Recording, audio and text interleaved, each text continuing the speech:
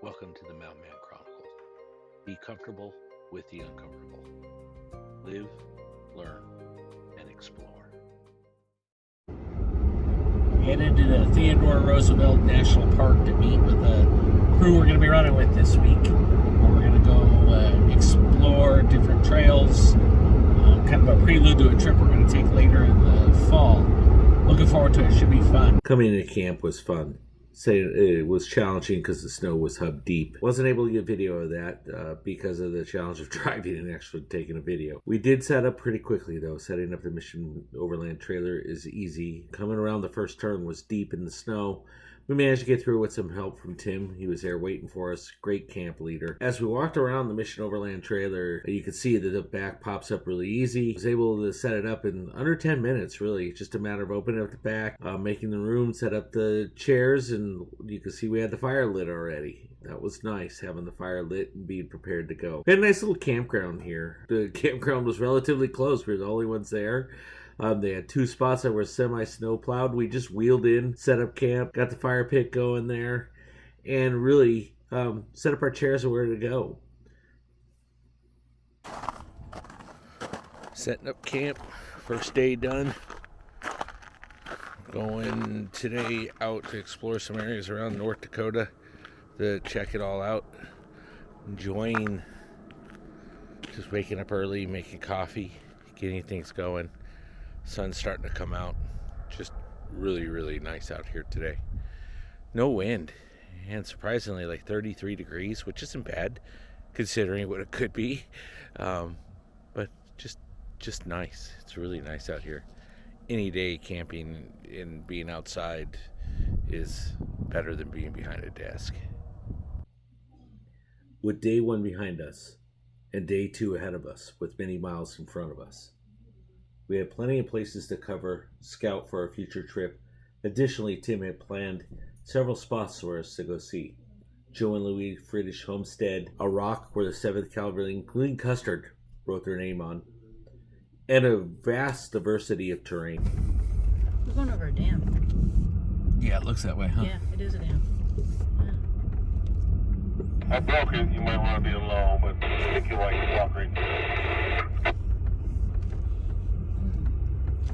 Never seen so much deer since I was in Texas. They must get deer every time they come out hunting. Just kind of annoying. But, whoa, what's he doing?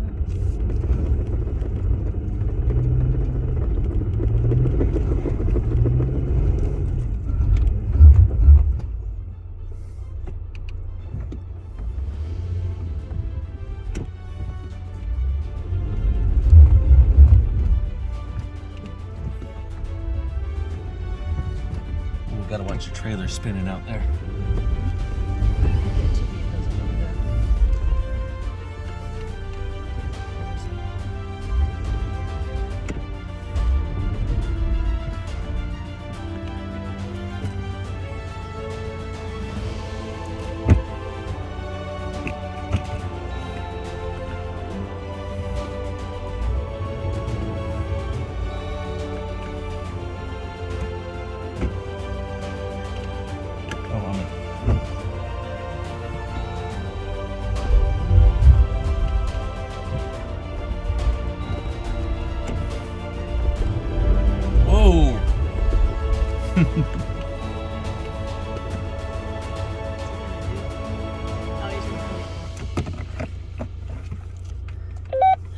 Think I'm gonna need a strap.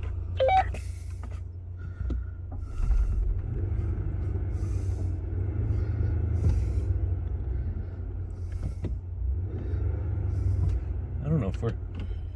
That thing moved out of position, by the way. There you go.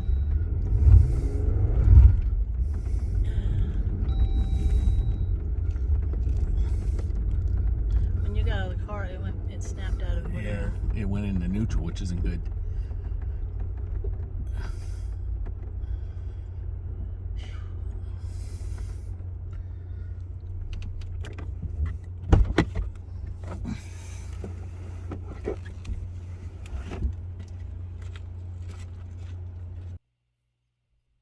Could you imagine settling here in around 1900? out here with your wagons, pulling them across this hard soil, the hard winters, and the tough terrain they had. Initially, they started planting oats. They had a couple milk cows for cream. They settled on this northwest corner of land. You know, it's amazing how rugged and tough the people that came here before us were. Another thing to think about is as we cross the creek right where that bridge is, right near it, when they initially came, there was a wagon wheel that was part of what you crossed, and that was from Custer's men as they settled through this area, and they came through pulling their wagons across Davis Creek. It was time for us to turn and head to our next destination. Next destination was to go up and find a place where the 7th Cavalry carved their name into a rock, along with George Custer.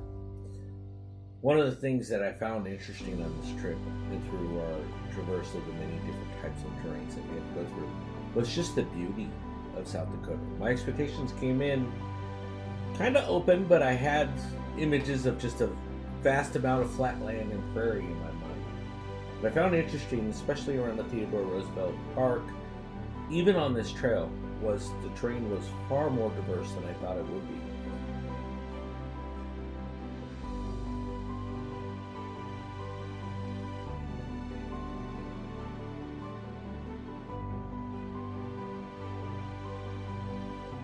Going by Custer Snow Camp, which is a little bit higher. You can see it off in the distance, which are in some of these pictures. Then we're going to land at Initial Rock. What's significant about Initial Rock was, you know, they hoped to see the Sioux Indians, but they didn't, so they found themselves with a lot of time on their hands. And they filled it by carving their names in the bluff. So you'll see Custer's name, you'll see 7th Cavalry. Unfortunately, you are going to see some modern names and some modern stuff in there. Pet peeve of mine, if you're ever overlanding, please do not deface or take or destroy any kind of historic artifacts of any kind. Remember, tread lightly. Leave things as they were. You know, that is a big part of just off-roading and overlanding, and something I firmly believe in. Something that we all must pass, so that future generations can come and enjoy our history, learn from us, enjoy the countryside, and see the things that we see. Hope you enjoyed this. Thought I'd give you a little bit of a flyby tour of our rigs that were on this fork of the trail before we brought in our... So Tim Sutton, somebody I met through Overland Bound at a local event. He sponsors many events, or different events I should say, including this one. This is a scout trip for a larger event to follow the Custer Trail all the way to Little Bighorn. He's doing another trip in Montana. Somebody that has both the same passion of overlanding and history as I do. Great guy, great trip leader. I do thank him for inviting us to come along.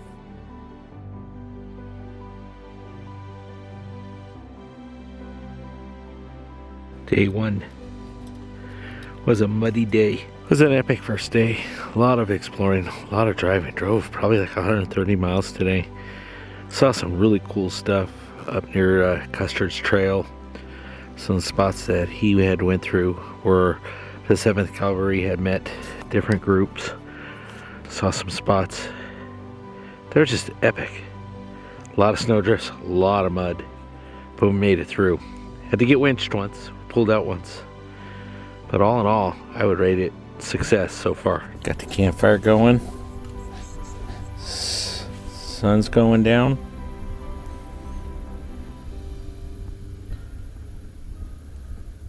Wife's playing romantic music in the background.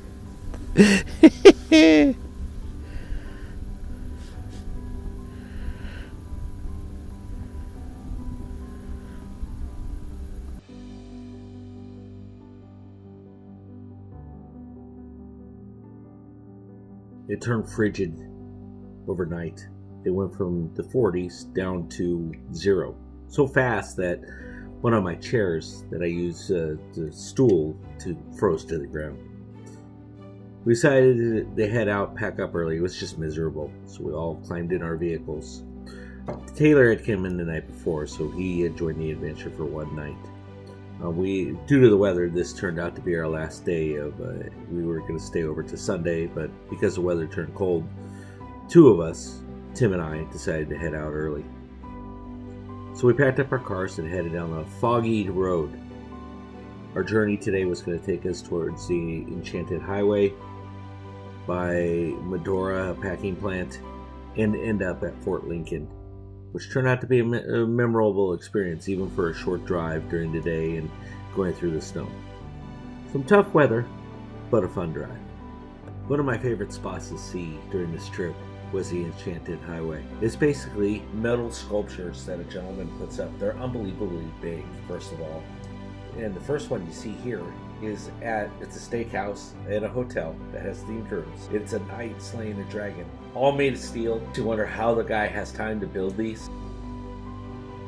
Although this was a scout trip, it left me anxious for the complete trip coming in September.